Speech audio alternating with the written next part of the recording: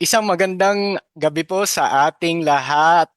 Great to see everyone. I wish we were no, meeting face to face, but it's so good to see everyone po. Virtual hugs to everyone here in QC. I hope you are doing well. Maraming salamat po sa invitation. Alam niyo naman po that QC is very very close to my heart. Sa Quezon City po ako pinanganak. Dito po ako tumira hanggang college. Dito po ako sa QC na baptized. I owe my life no to the QC ministries, and I'm thankful for the relationships, the friendships that I've kept in this ministry through the years. I'm also very delighted mga kapatid to hear about yung teaching series ninyo. So meron kayong teaching devotionals, and I hope more ministries will have this kind of devos, no? Yung diving deeper into teaching topics. But again, thank you po sa invitation, and I appreciate you taking the time to listen and learn. I appreciate your eagerness to dig deep into the scriptures. So, ang title po natin ngayong gabi ay Lamentations, Poetry of Suffering and Hope. Okay lang po, let's say a short prayer as we continue. Let's pray. Panginoon, we're so delighted just to be in your presence, to know that you are here with us. And you are a God who speaks. So we ask you, Lord, to do speak clearly, forcefully in our hearts, speak to our minds and our souls. And even tonight, Panginoon, as we talk about lament. Tamang-tama po yung kinanta namin kanina, encourage my soul, because that's what you do. You think about our souls, you're concerned about our souls, and you lift up our souls. And just as the lyrics said, whatever storms may come, we know that these will pass over, and we, as long as we hold on to you, we will overcome. Thank you po for the assurance that you're always there with us. Maraming pong salamat. Through Christ we pray. Amen. Great. I'm very happy mga kapatid to teach on a book of the Bible that is often ignored, no? Ignored or overlooked. So ang title po nito sa Hebrew ay Echa. Well, Megilat Echa or simply Echa. Echa, shown here on screen, is the first word of the book in Hebrew, no? So ito pong laments, the idea of lament, no, panaghoy, no, pinag-aralan ko po ito. Really got into it. Pinag-aralan ko ng mga 2 months, no, about 8 weeks, no. But don't worry, i-shorten ko yung lesson today to about 8 hours or less. Hindi, joke lang. Anyway, pero yung laments, it just fascinated me, no, the idea of poetry, and hindi lang Hebrew poetry, pero lament poetry. And Lamentations is a great example of how Hebrew poetry, sad Hebrew poetry, I might add, is powerful and purposeful. Now, this book, Lamentations, is a sad book. You might find it unusual, no? Na I'm happy, I'm happy to talk about a book that is sad. No? Tama ba yun? Di ba? But I'm happy because it's one of those books in the Hebrew Bible na sobrang totoo. It speaks about being human, and every page screams humanity. That's why I really love this book. Gusto natin yun, di ba? Alam natin yung mga taong totoo. Gusto natin yung mga taong totoo. And as a book, etong Lamentations, totoong totoo siya. So, some of my sources, I'll show it on screen. Are from multi-volume commentaries. No? Pagdating sa language, I recommend linguistics, I recommend word biblical commentary, and then theological bent, no? The one by Harrison. And then pagdating sa how to teach it to others, teaching aspects, I like Teach the Text Commentary series, Jeremiah and Lamentations by Daniel Hayes. I met the author of this one personally, and you can see the others here on screen by Gabeline and Art Clements. But anyway, mga multi-volume commentaries po ito on Lamentations and lament poetry. Okay, but as we start here, okay lang ba mag-pop quiz? Grabe tong si Manong, pop quiz ka agad. Type, can you type your answers in the chat? Can I request that? Okay, type nyo na lang po, unahan na lang, okay? Type your answers in the chat. May price po ito, I think. Sana may price mula sa sponsor natin. Okay? Sige, fill in the blanks lang. Puro lyrics to, puro lyrics to. Okay, pakitype na lang sa chat. Ayan, knife. Blank like a knife. Uy, ang bibilis. Grabe. Okay, Christian, hindi ka nakasama. Okay, so that's the song Knife by Rockwell. Okay. So, pakikanta nga. Hindi, joke lang. Gawin ba natin ganun? Kung sino yung manalo, kakantahin? Okay, thank you. Thank you sa mga sumagot. Very good, very good. Next. Napakasakit, Kuya Blank. Uy, guys, bilib ako sa inyo. Ang bibilis ninyo. Grabe. No, it's not Kuya Mike. The answer is not Kuya Mike. It's Kuya Eddie. Okay. May sumagot bang Kuya Ben? Hindi. Okay. It's Kuya Eddie. All right. Thank you. Thank you. Okay. Ito pa. We could have had it all blank in the deep. Okay. Sino yan? Sino yan? Ano yan? Okay, rolling. Very good. Very good. Rolling in the deep, no? Adele yan, Adele. Very good, very good. Okay, next. You made me stronger by blank my heart. Huh? Regine yan. Aba, kagaling. Breaking my... You know your sad songs, ha? Okay. We only said goodbye with words. I died a blank times. Okay? Amy Winehouse yan. Amy Winehouse. No, sobra. Sobra yung thousand.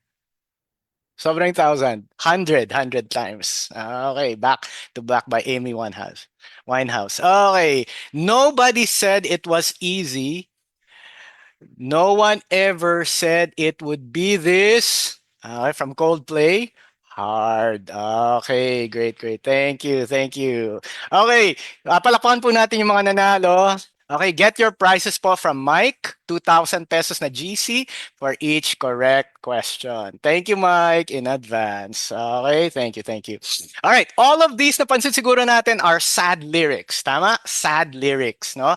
And I think some of us really like sad songs. I mean, Adele, di ba? Puro sad songs. Taylor Swift, ang dami, puro breakup, no?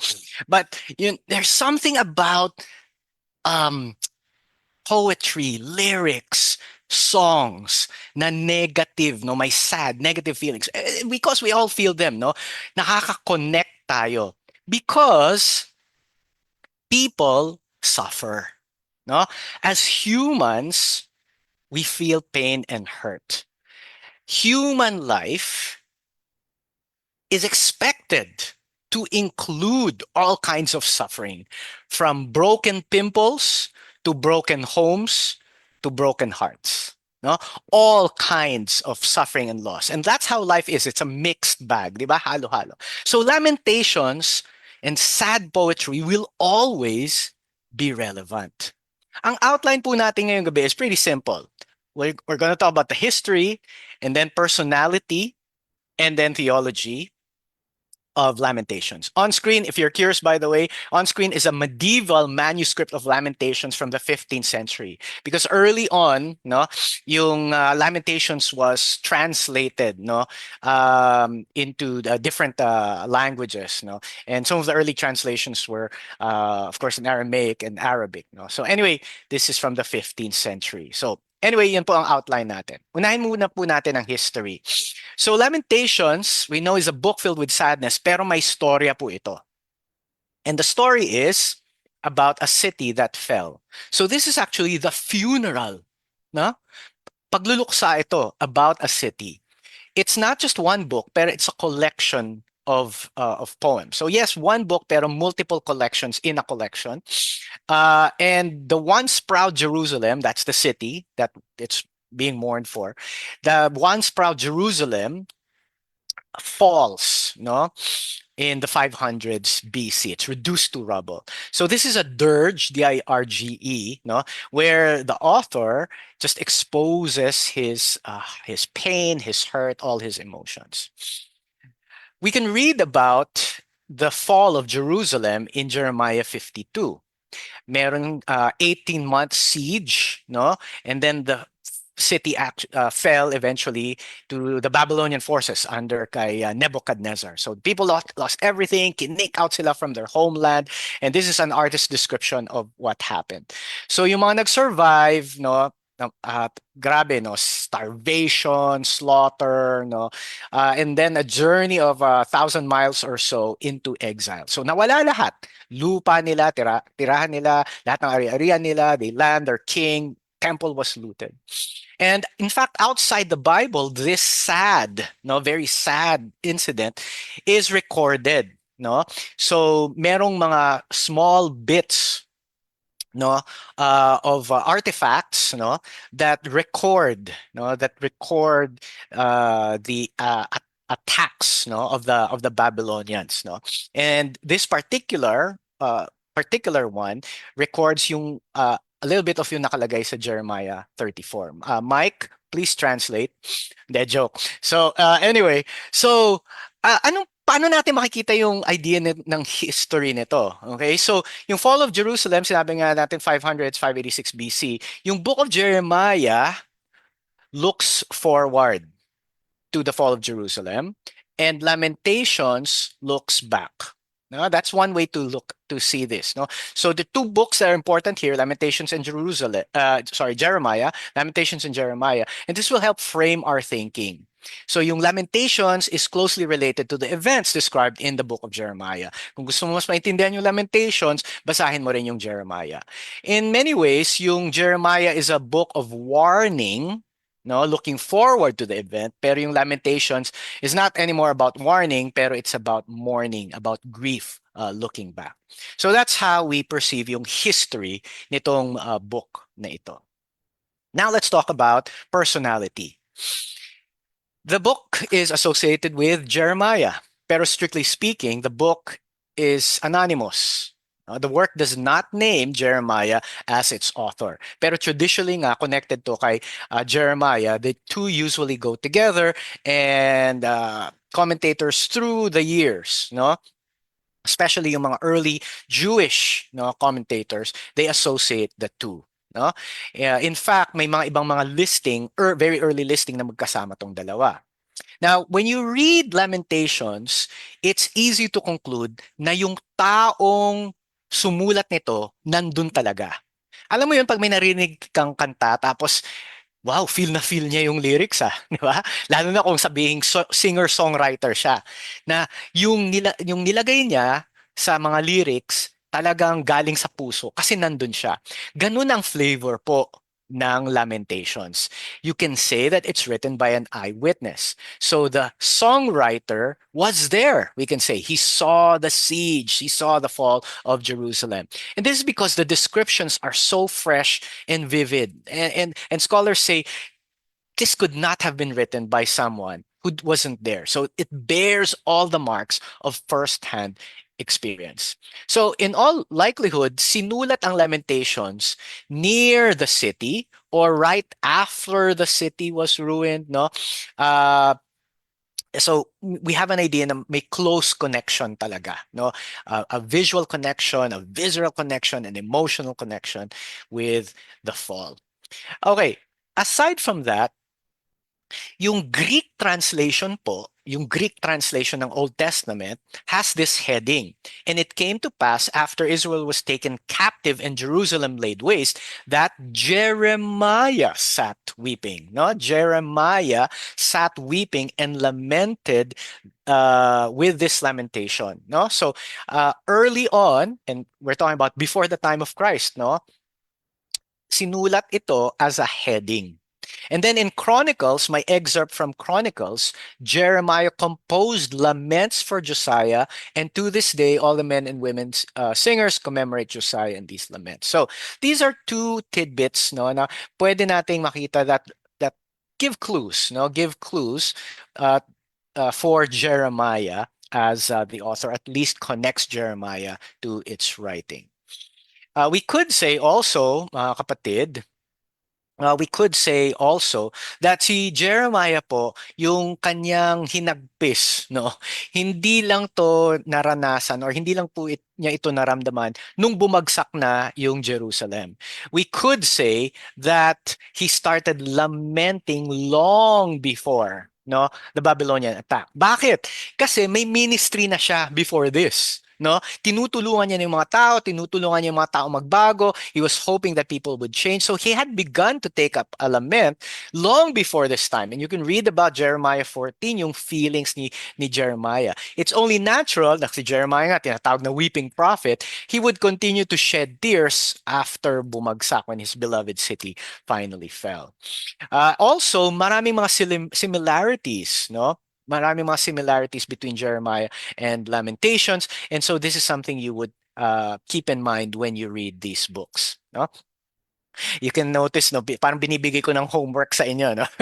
Na basahin ng Jeremiah and Lamentations. But anyway, that's a good goal siguro, no, for 2026. By the way, pro tip mga kapatid, when you read Jeremiah, take note the book is not chronological arranged. So wag tayong malilito, you have to skip a little bit back and forth during time periods dun sa prophecy ni Jeremiah.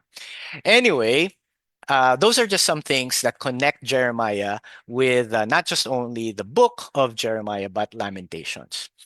Now, very, very clearly, Jeremiah is feeling so much and he has honest questions, no? Honest questions to God.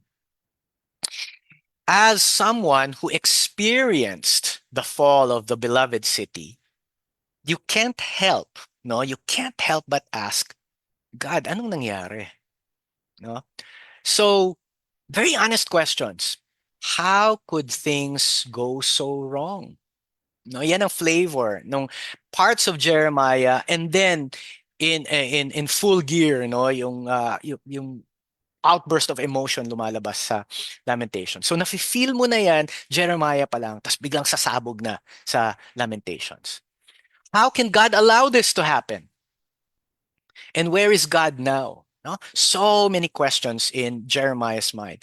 How could God's city, Jerusalem, be destroyed? God, di ba, temple, dun dapat yung presence mo. Bakit mo inalaw, God, na kung saan dapat yung presence mo, bakit hinayaan mo wawasak to? No? Paano yung mga tao? Kasalanan ba nila? And di ba may promises ka rin, God? Have your promises failed? No? Do you still care? Anong future namin as your people? No? And I think may makikita tayo siguro mga connections, mga kapatid, with some of the things we might go through in Christian life. Especially the old Christians, di ba? I'm sure for the old Christians, we've asked some of these questions to some degree or some variation of these questions. No? Maybe even ngayon, January, no? January 2026, some of us are thinking about 2025, no? At iba-iba yung feelings natin. Yung iba sa atin excited na about 2026, but maybe some of us are thinking, ano nga bang nangyari in 2025? Whatever you're feeling about 2026, mga kapatid, I believe that the lines from Lamentations can help us, and the heart of Jeremiah can lead us to good places. And this leads us, mga kapatid, to the last part, which is theology. Now, sinabi na po natin na ang Lamentations ay dirge, right? Awit ng pagluluksa. It's a funeral, right? Funeral for a city. So, ang idea pagdating sa Jeremiah, sa heart ni Jeremiah to express himself is the lyrics are meant to teach. No, the lyrics are meant to teach. Yes, poetry is used to express feelings. However, it doesn't stop there. There's also the teaching of truths. So yung theology of both Jeremiah and especially in Lamentations is a practical theology. If you want to understand more what I'm trying to say here, try reading Psalm 74, Psalm 79, and Psalm 89. Connected ito sa events, tapos may song about the events, Psalms, but then there's something being taught in the lyrics of those songs. Okay ba, mga kapatid? So anyway, that's something you can do on your own. So we'll look at the outline of Lamentations, and then we'll sample some verses. Okay, let's look at the outline first. You'll notice that this outline really highlights suffering and hope, not together.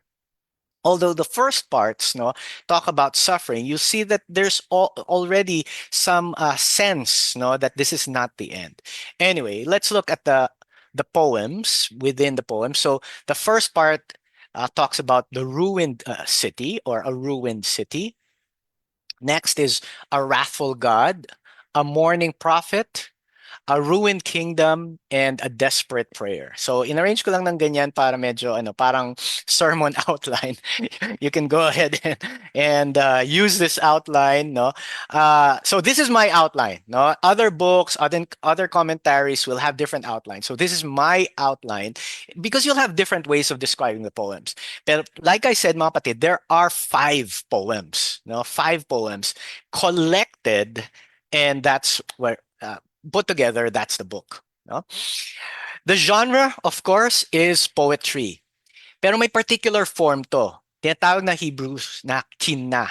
Kinna, Q-I-N-A-H, kinna. It refers to lament, no? A specific kind of poetry, which is lament, sad songs. Interesting, no? Yung kinna, or lament song, was sung through the centuries by Jewish women na professional mourning women. Isn't that interesting? Alam niyo yung dating pelikula na Crying Ladies? Sino yung mga Sharonian dyan? Okay? Yung, yung Crying Ladies, no? Di ba yung mga bida, they work as professional mourners. Di ba? May bayad, babayaran sila, and they would attend funerals, and then they start crying. Well, in Jewish culture, interestingly, no? In Jewish culture, meron din pong ganon. So, anyway, when you read Jeremiah on your own, I encourage you to follow the outline kasi nga, there are 5 poems in one. But then also, I encourage you to read it slowly kasi this is poetry. No? Catch the feelings, catch the tone. And then you can also determine voices, no? Parang may nagsasalita, tas wow, iba yun, parang iba na nagsasalita. Isipin mo who's talking or what is talking about. No? Actually, yung first part, I'll give you a hint, no? Tip lang. The first part will come across as a dialogue, no? Parang nag-uusap yung poet, no, yung singer, at saka yung city. It's very interesting, no? So you can check that out on your own. So that's the outline. Now, another interesting feature is that Jeremiah's style now for this is acrostic. Now, Lamentations is written with alphabetic acrostics. So in the Hebrew text, the first 4 chapters of Lamentations are acrostics, alphabetic acrostics. No, the first word in each of the 22 verses sa initial chapters are successive letters of the Hebrew alphabet, no? So ito yung first word, nilagay ko in red yung first letters, no? Echa, no? Bach, no? Galta. So the itong aleph, no? At echa, but this is aleph, no? The b sound of bet, and then the gimel here, or galta. Parang ABC yan. No? Parang ABC ng English, no? So parang yung song na A, you're adorable, B, you're so beautiful. So ganun. And I'm just saying this or showing this because this is art.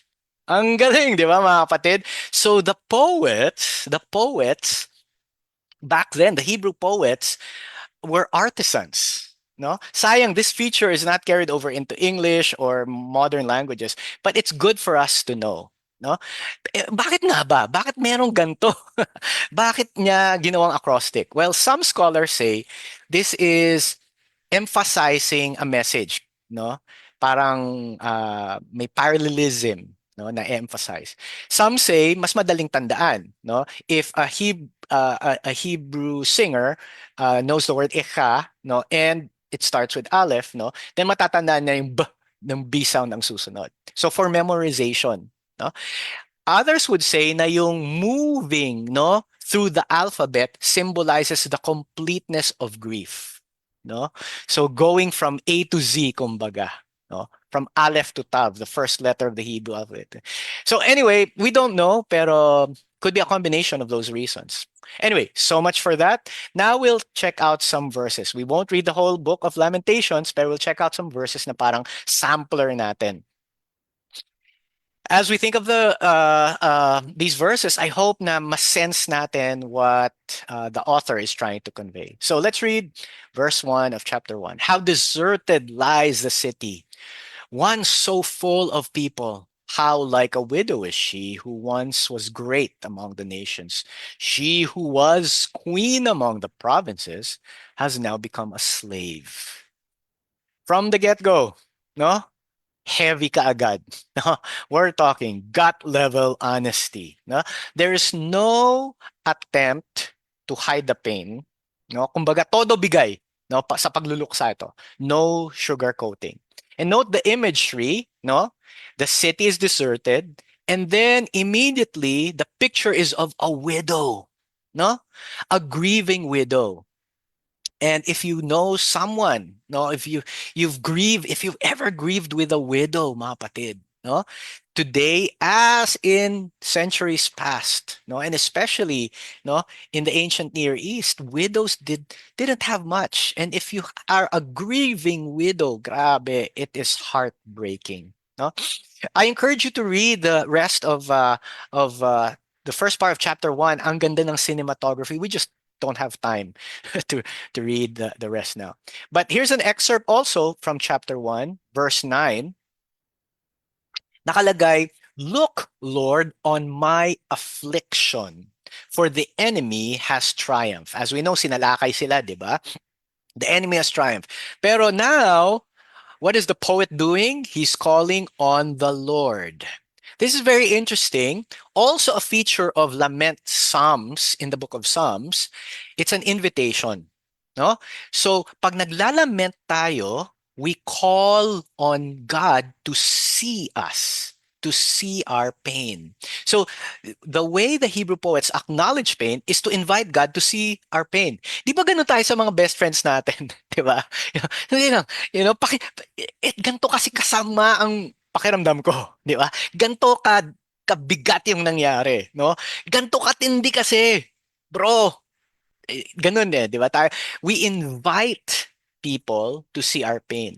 Hindi ba napaka-relatable to, mga kapatid? No? Aren't there times in our lives when we just need someone to see our pain, no? Because we're in great despair, no? The encouraging thing is this also is a reminder that God can see, no? So the poet is affirming to himself too and also to us, pag ako ay nasasaktan, nakikita ng Diyos, no?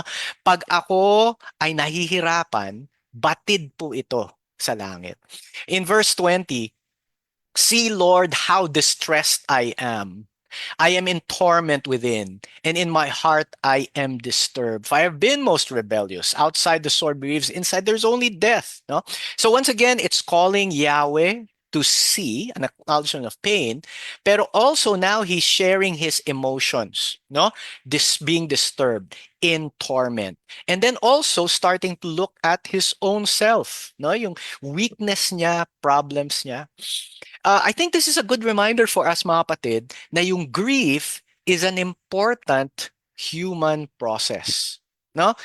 We need to allow people to grieve. Different losses in our lives must be grieved. And here's a quick reminder, no? I think alam naman natin to. Pagdating sa Pinoy culture, usually po sa Pinoy culture, mahilig tayong magsabi ng mag-move on na. No? Move on na.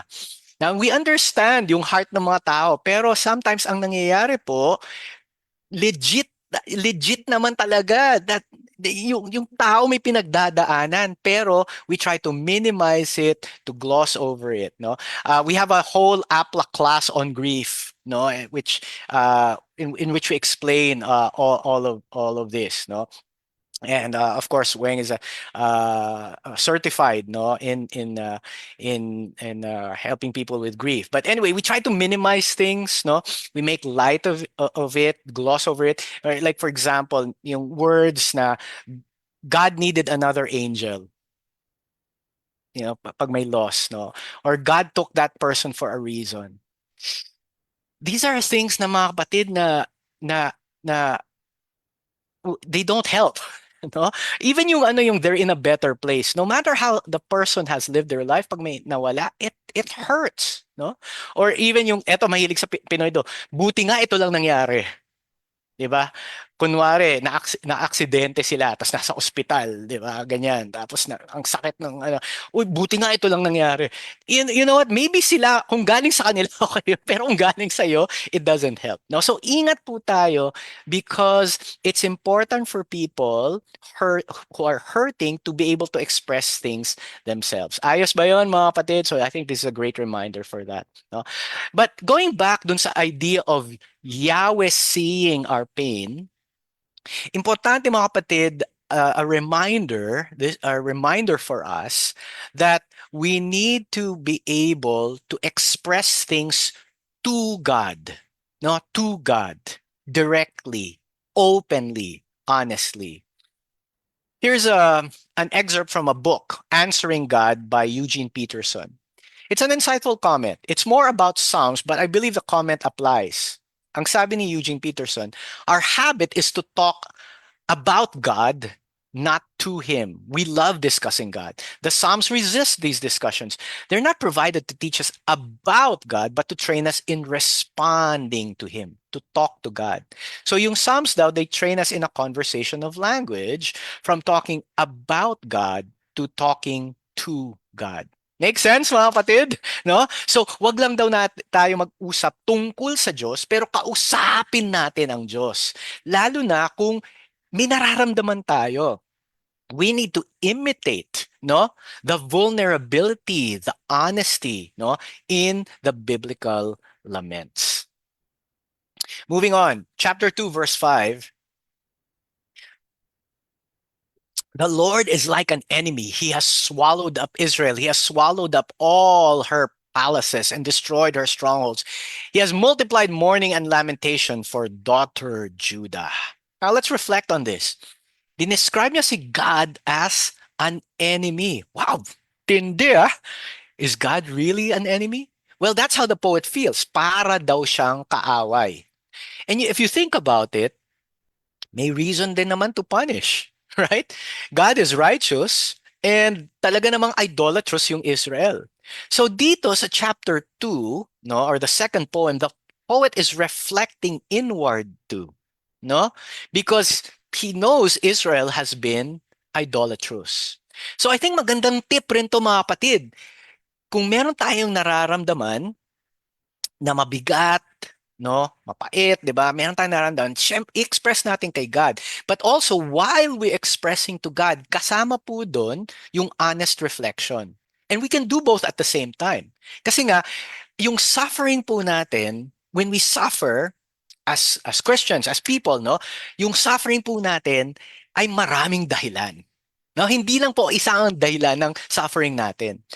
Habang itinataas po natin yung mga prayers natin, honest prayers natin kay God, ang ginagawa po nito, nakakapag self-reflect tayo. Kasi nga, we suffer in many ways. Sometimes we suffer as a result of our faith. Di ba? Kunwari, na-persecute tayo. No? Sometimes we suffer because of wrong choices. Sometimes we suffer from people's actions na sinadya nila. Sometimes we suffer from people's actions na hindi naman nila sinadya. Di ba? Sometimes tayo alam natin maybe sinasadya pa natin, di ba? You know, or maybe both ways, no? And sometimes we suffer because we don't know.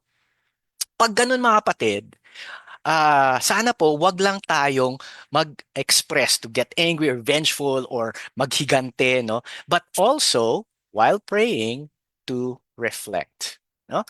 And that's what the poet is doing here. All this mga kapatid that we've seen so far, no? Yung expression and then reflection on yourself, 'di ba? Self-awareness. Hindi po ba importante to even for our emotional health? Experts talk about the four components of emotional intelligence. No, top part here is personal competence, bottom is social competence, left side what I see, what I do, which brings up four quadrants of self-awareness, self-management, social awareness, and relationship management. Here's the interesting thing: the laments in Scripture address all four. No? Yun ang maganda sa Hebrew poetry. It addresses all these.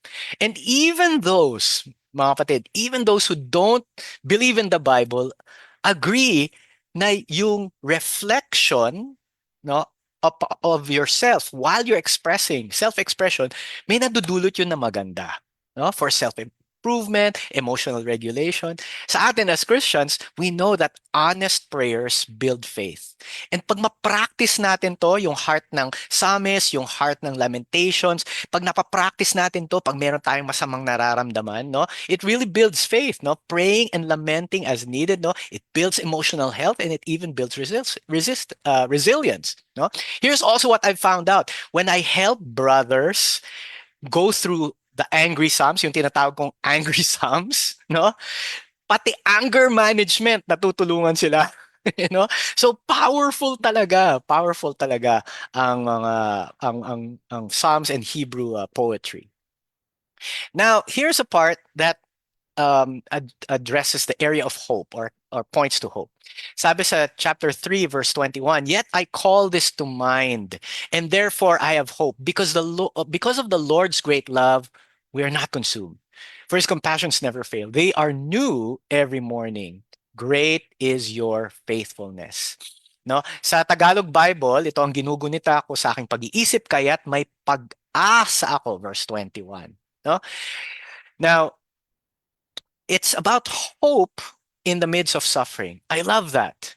And notice the anchor here: great love, the great love of God. In Hebrew, chesed, no? It's chesed, such a rich word.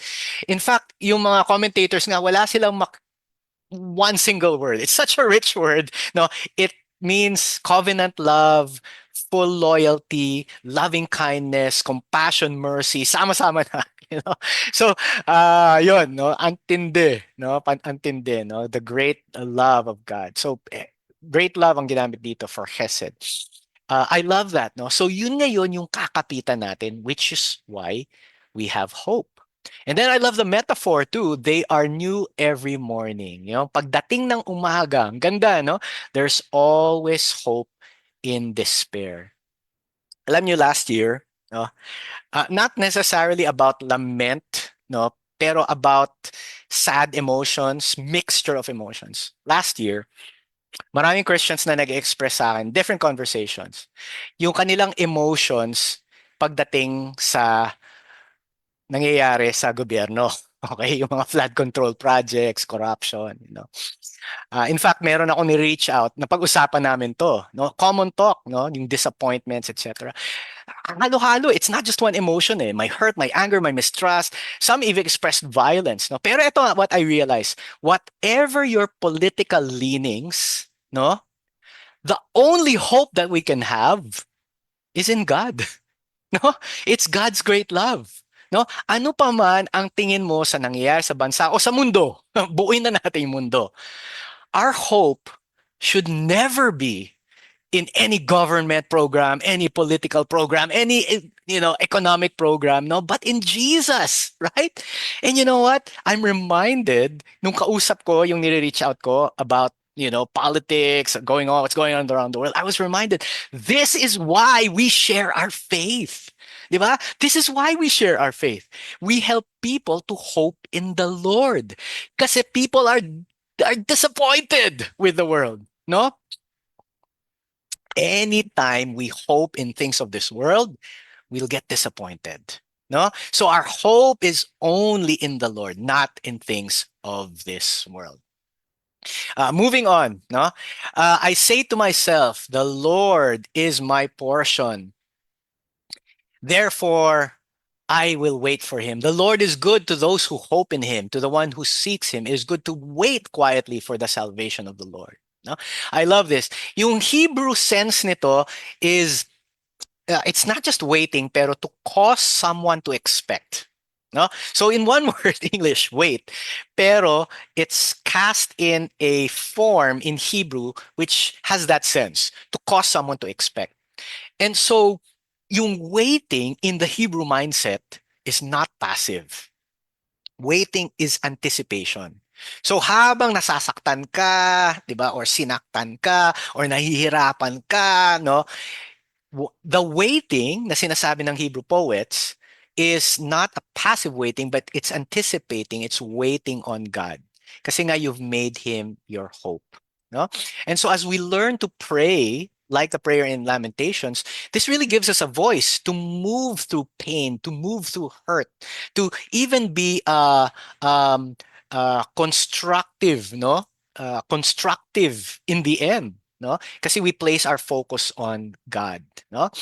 So as we're wiping the tears from our eyes, no, we see that waiting is a powerful concept.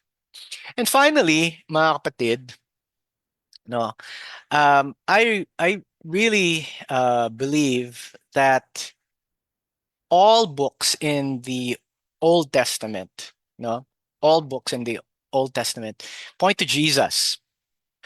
And this is my final slide here. Um, Jeremiah, the poet, is actually looking ahead. No? He looks ahead to Jesus, the one who mourned. No? Jerusalem, Jerusalem, the city that kills prophets and stones those who are sent to it. How often would I've gathered your children together as a hen gathers her brood under his wings? No? Um, Jeremiah looks ahead to the one who mourned. And so Lamentations points forward to Jesus. No? Ultimately, Jesus is the one who cares the most. Jesus is the one who weeps for us. Jesus has a big heart for us. Jesus is the one who reminds us to hold on.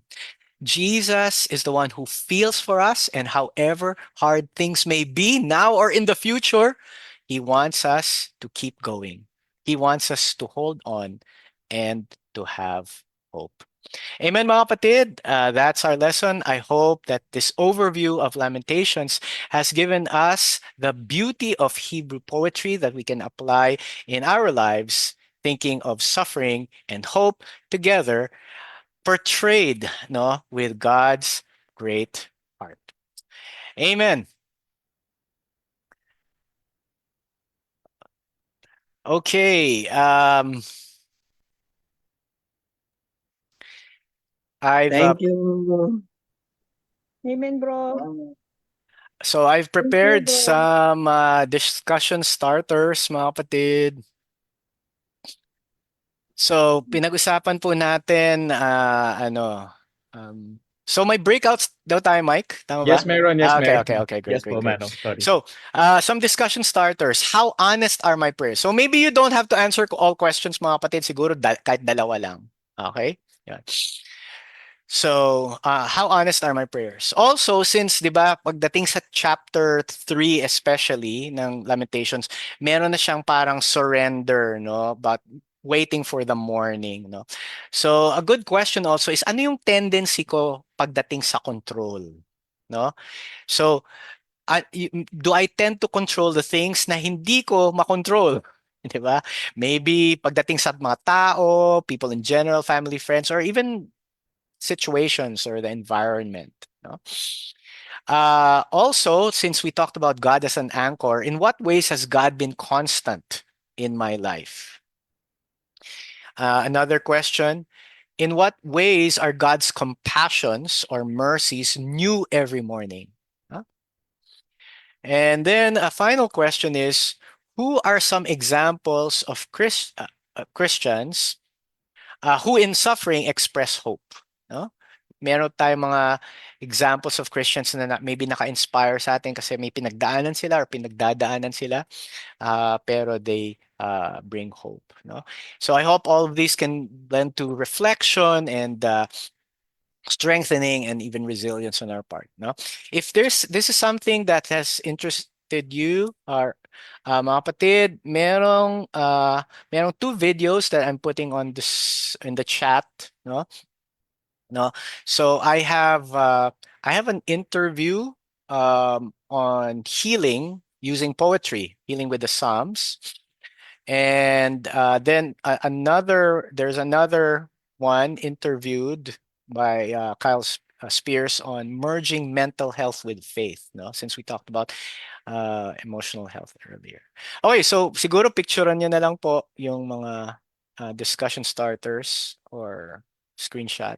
And so I hope that this will be helpful for um, your discussion groups. Great. Thank you po. Amen. Again, pasalamatan natin si Manong. Manong, sobrang thank you Thank you, for bro. being Thank with us you. tonight. Thank you, Manong Roland. Ayan. So, pwede po natin ulit-ulitin kasi naka-Facebook Live po tayo. So, pwede po natin ulit-ulitin itong tinuro ni Manong ngayong gabing ito. And also, ayan, naka-post po. Pinost na rin po ni Zazi sa ating mga chat group yung discussion starters.